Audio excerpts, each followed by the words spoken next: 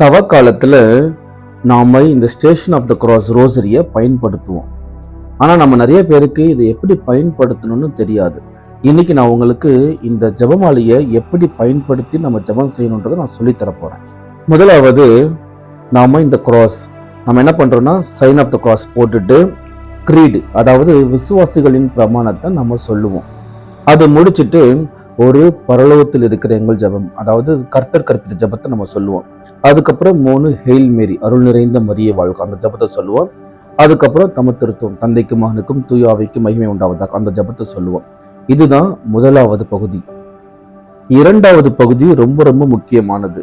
இந்த சென்டரான பகுதி தான். இதுல நம்மளுடைய தனிப்பட்ட கருத்துக்கள், நம்மளுடைய ப்ரேயர் இன்டென்ஷன்ஸ் தான் நம்ம இதுல தான் நம்ம நினைச்சு பார்ப்போம். ஃபார் எக்ஸாம்பிள், எனக்கு நல்ல வேலை கிடைக்கணும், நான் ஒரு நல்ல வீடு கட்டணும், கடன் தொல்லைகள் அதிகமாக இருக்குது, அதில் தான் நான் விடுபடணும், எங்கள் அம்மா அப்பா ரொம்ப சந்தோஷமாக மகிழ்ச்சியாக வாழணும், என் அக்கா தங்கச்சிங்க சந்தோஷமாக இருக்கணும். அந்த மாதிரி நம்மளுடைய தனிப்பட்ட கருத்துக்களை இந்த சென்டரான பகுதியை பிடிச்சிட்டு நம்ம மனசில் நம்ம நினச்சிக்கணும்.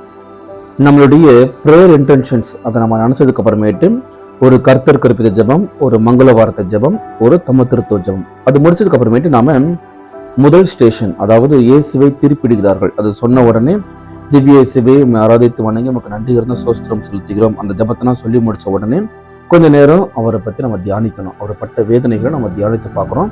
அதுக்கப்புறம் அதே மாதிரி ஒரு கர்த்தர் கற்பித்த ஜெபம், ஒரு மங்கள வார்த்தை ஜெபம், ஒரு தமத்திருத்துவ ஜெபம். இப்படிதான் நாம 14 ஸ்டேஷனுக்கும் நம்ம செய்ய போறோம். ஸோ 14 ஸ்டேஷன் முடிச்சதுக்கு அப்புறமேட்டு நம்ம திருப்பி இந்த சென்டருக்கு வந்துடுவோம். நம்ம என்ன பண்ணணும், நம்மளுடைய இன்டென்ஷன்ஸை திருப்பி ஒரு தடவை நினச்சி பார்த்துட்டு கடவுளுக்கு நாம நன்றி சொல்லணும். இந்நாள் வரைக்கும் என்னை நீங்க பத்திரமா காப்பாத்துனீங்க, அதுக்கு நன்றி சொல்றோம். அதோட இந்த ஜெபமாலையை நம்ம முடிக்கிறோம். இந்த லென்டன் சீசன்ல இந்த ஜெபமாலை செய்யறது ரொம்ப ரொம்ப பவர்ஃபுல்லானது. நமக்கு நிறைய தடைகள் இருக்கும், ஆனாலும் நாம இந்த ஜெபம் செய்யறதுல எக்காரணத்தை முன்னிட்டும் கைவிடக்கூடாது. விடாமுயற்சியோட இந்த ஜெபம் செய்யணும். நம்மளுடைய நினைச்ச காரியங்கள் எல்லாமே சூப்பரா நிறைவேறும். சரிங்களா?